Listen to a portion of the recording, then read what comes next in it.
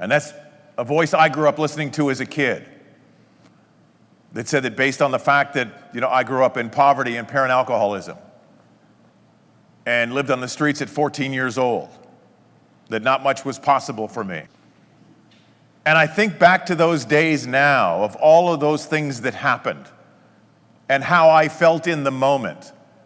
Did I believe that not much was going to be possible for me? Of course, right? And whatever experiences that you had, when we recall that information, it feels like we're back there again.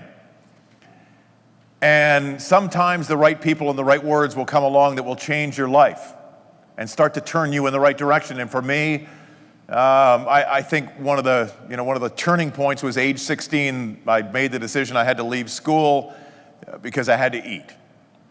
And so I had to go down to the office and sign out of the school, and they sat me with a guidance counselor, Mr. Gretzinger, might have been one of the first guys that ever believed in me, and he tried for an hour to talk me out of going, and he couldn't, and I was walking out the door, and on the way out, he stopped me and he said something. He said, "Randy, I want you to know this,